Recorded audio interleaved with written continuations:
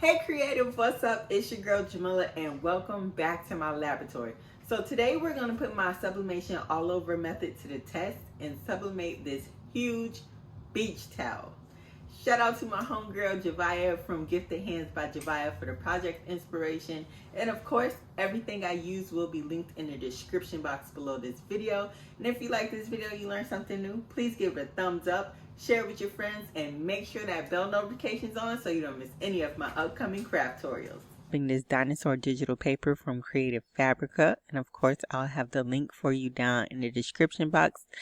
If you're not a Creative Fabrica member, that link in the description box will give you 10 free downloads before you kick in a Creative Fabrica membership, okay? So now we're going to go over to canva.com, hit create a design, and since I'm doing this beach towel, I'm going to go down to custom size, and I'm going to enter the dimensions of that beach towel, which is 28 by 58.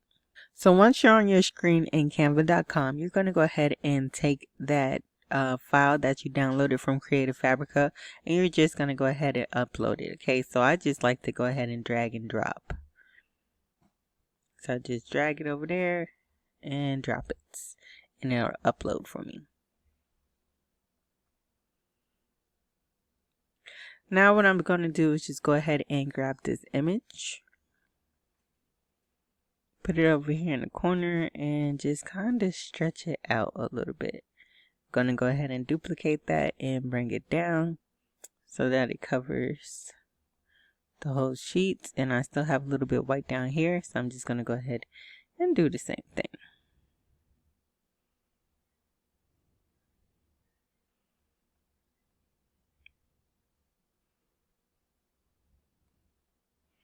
Okay, I'm going to go ahead and zoom in a little bit just to make sure there's no gaps, and it looks great. So pretty much this is what our towel is going to look like if we do this correctly.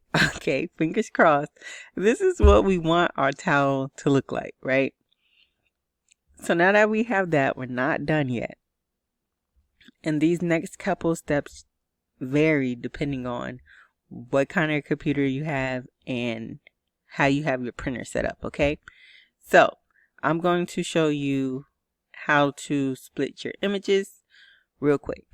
So we're going to go ahead and download this PNG to our computer, right? And just hit share, download, PNG, download. Now, if you're a Mac user, this applies to you, okay? If you don't have all your drivers and utilities installed on your Epson printer, this applies to you, okay? I'll show all my Windows Epson printer users. You guys need to go to epson.com, download all the drivers and utilities for your printer, but we'll come to that in a second. But here's another way where you can split your print.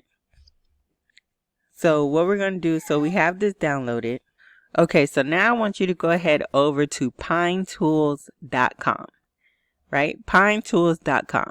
And right here in the search bar, you're going to type in split image. And this is what we want right here, split an image into smaller pieces.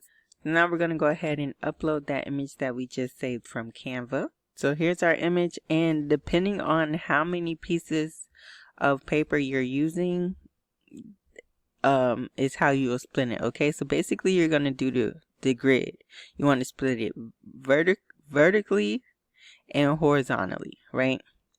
So I mean, if you wanted to do like a 3x3, you would do vertically, you would do 3 rows, right? So I would put 3 here. Horizontally, I would do 3 rows. Oops, wrong way. So it'll be 3 vertically, and that's hard. Y'all know what I mean. 3 vertically and 3 horizontally, okay? So we'll get 9 images. So basically, you're just going to multiply these numbers, right? 3 times 3 is 9. If you was going to do a 2x2, you would get 4 images, etc., etc. So once you have the numbers you need, you go ahead and hit split image. And you see, we have 9, it says right here, 9 images generated, and they do it by column, by row. They kind of sort it out for you, right? So you just go ahead and download that, right? So download that zip file.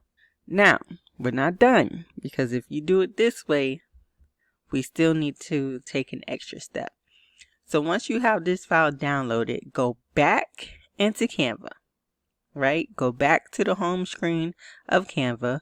You're going to hit create a design, and whatever size paper you're using are the dimensions you'll now enter, okay? So I'm using 13 by 19 paper, so I'll go ahead and enter 13 by 19 for my dimensions. If you're using 11 by 17, 8.5 by 14, 8.5 by 11, whatever you're using is what you'll enter. Now we're going to take that zip file that we just downloaded, and we're going to unzip it and upload it into our images.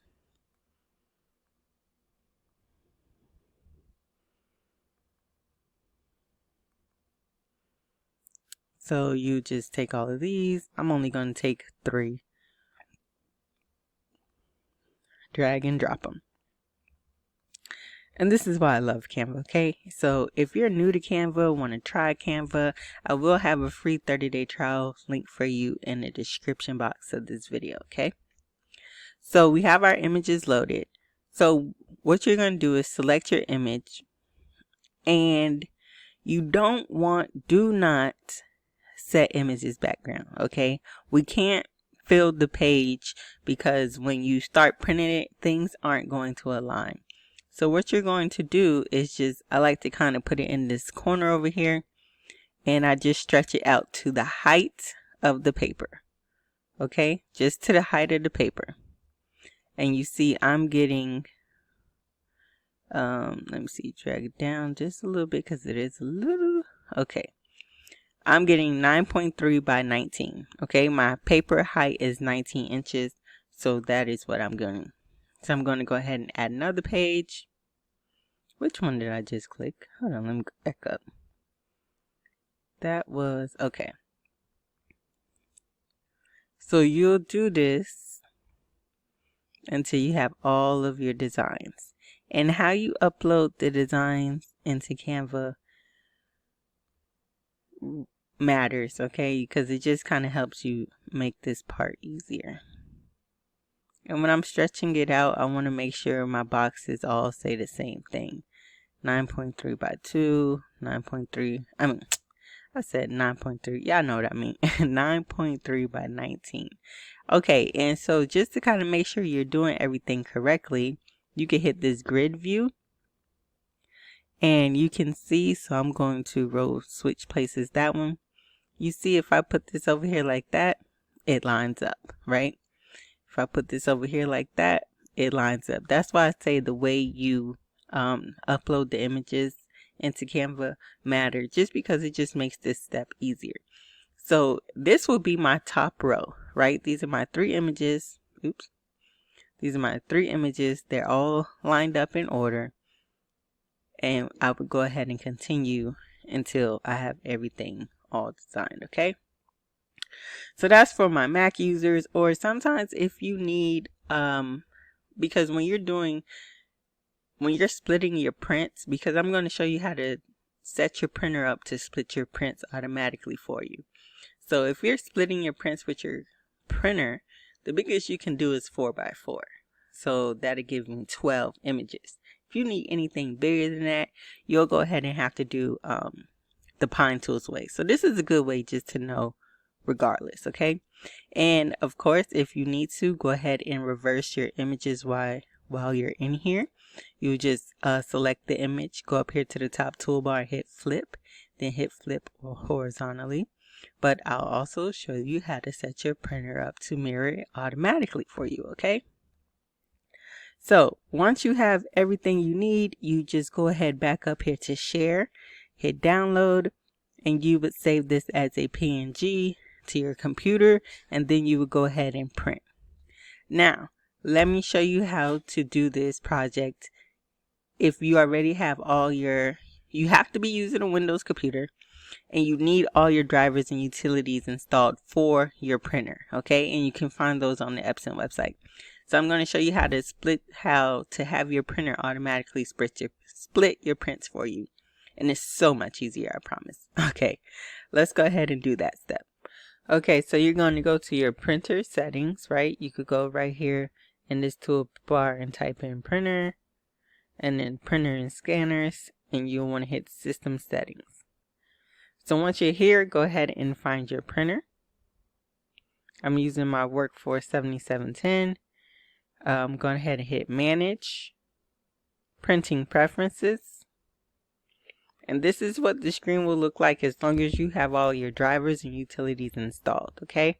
So now you're going to go down here to multi-page, and whatever way you need to split is what you'll select. It has to be poster. So if I want it 3x3 poster, which is what I'm going to do, I will select that, and you see over here in this little preview box, I have my 3 rows and 3 columns, so I'll have 9 pages, just like we did in Pine Tools, okay? So that is all I would need to do, depending on how you want to split your print. And then you'll go over here to more options, and you'll hit mirror image. Make sure that's checked, and your printer will automatically always mirror your sublimation designs for you, so you'll never forget. Alright, so now that we have all that figured out, go ahead and pick the best way for you, and go ahead and print off your images.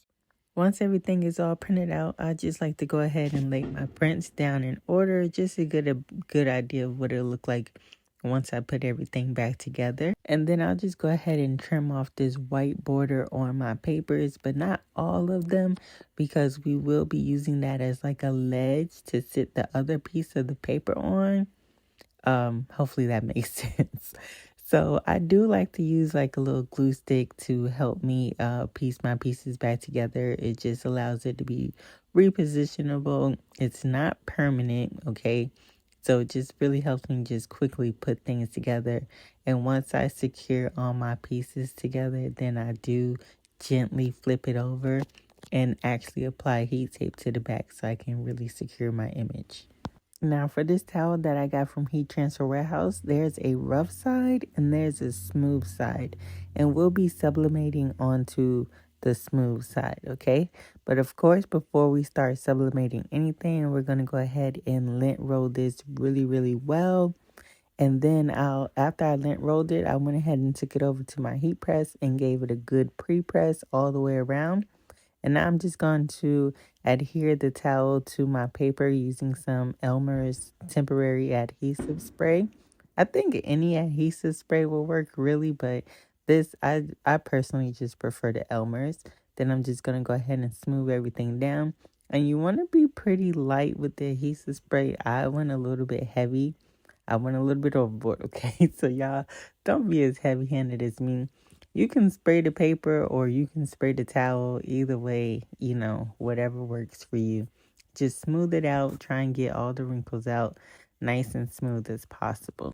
And I like to just cut away all the extra paper that I'm not using, just because it helps me actually see what I'm doing when I'm pressing this on my heat press. And then I'll just go ahead and take 3 poster boards and tape them together just to go basically the length of the towel. And that's just going to give me a little bit of extra stability as well, because instead of moving the towel all the way around my heat press, I'm going to secure the towel to these poster boards, and I'm going to shift the poster boards around my heat press. And so all of this really just all these steps really are in an effort to minimize any ghosting that may occur, because if your paper shifts, your blank shifts, or if anything shifts while you're pressing, you're going to get ghosting, okay? So I'm taking all these steps to try and prevent ghosting as much as I can. Then after I do that, I finally go ahead and move over to my press. I press at 400 degrees for 60 seconds with a medium to light pressure, okay? You don't want your pressure too heavy, then you'll be able to see your press line. If you enjoyed this video, please give it a thumbs up, share it with your friends, and let me know in the comments if you'll be trying this project. I'll tell you one thing, it is a lot of work.